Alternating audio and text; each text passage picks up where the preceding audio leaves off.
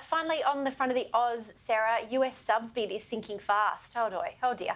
Australia's chances of buying 2 nuclear subs from the US this decade will rest on the Americans agreeing to hand over a year's worth of Virginia-class submarine production as it struggles to meet its own delivery targets.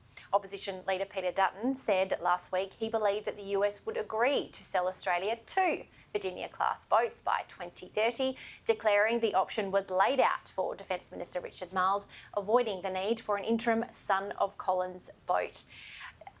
Sarah, how do you think this is going to go, considering the entire mess that the US is in at this point in time?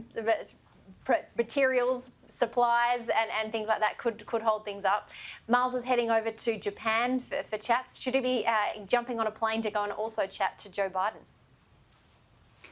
You know, I don't think it would be a bad idea. We are finding ourselves in a bit of a mess. And even before some of the constraints, we're talking about those supply constraints, labour constraints and so on, for years when we talked about this submarine issue, you would always have people saying, well, why don't we just buy off the shelf? You know, this idea to build them here and, you know, have them in the water by the 40s, that's ridiculous. We should just buy them off the shelf. And actually, the reality that's always to that is a lot of countries have their own demand to meet. Everything that's coming off their production lines, they need. So for us to go, the US or whoever, give us your subs, it's not that easy, right? So I do think that's a really hard conversation. I think it's been confounded by the fact that Peter Dutton did make clear some of those discussions happening with the US for these submarines while he was Defence Minister. I think what that's done is we heard quite clearly from the US for AUKUS and so on that they really want bipartisanship when it comes to everything in this space. And for the former Defence Minister to sort of handle that the way he did, I think might have raised some worries with the US.